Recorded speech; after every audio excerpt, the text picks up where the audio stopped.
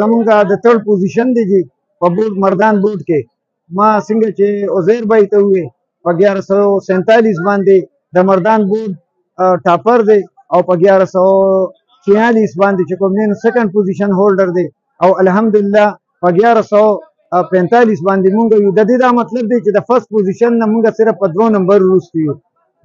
نو بس دا د دغه خوشحالۍ په نسبت باندې ده چې ټول ماشومان راغلي دي او په خپل سکول باندې خوشحاله دي.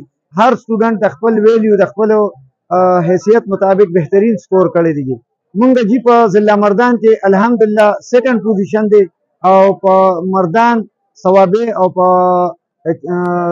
نوشیره کې مو تھرډ پوزیشن دی او دلته تحصیل مونږ ټاپ کړی دی.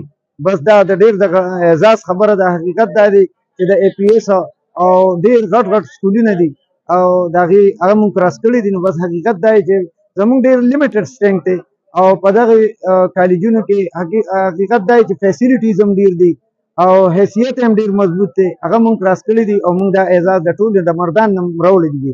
د سټي نه مو یو وړوکی کلی له راوړی دی. ډیر عظیم کردار دی. ډیر په ګرانه باندې بهترین ټیچرز اویلیبیلیټي ده ځکه چې فار فلنګ ایریا ده نږدې علاقه نه ده.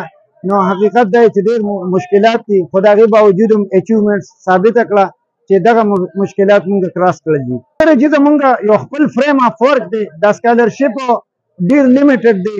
په مونږ باندې مونږ د خپل قوم ډیر مقروض یو او دغه وجه ده چې مونږ داسې څه لیمیټ نه دی یخې ګورو یو ماشوم ته چې هغه افورډ کولی شو د هغې نه نو مونږ هغه سره هغه هم رضو دي او الحمدلله هر یو سټوډنټ په دې باندې کنوینس دی او هغه مطمئن دی چې مونږ سټوډنټ له ښه کافي لار ورکړې ده. څومره اوس دې ټایم کې چې زمونږ سیکنډ او تھرډ ټاپر کم دی نو هغه یتیمانان دي. ما ته په دې اعزاز دی الحمدلله خوشحاله یم چې زمونږ نه کمالدار ماشوم نه دی ډسټرب شوی مقابل غریب ماشوم هم زمونږ نه ډسټرب شوی.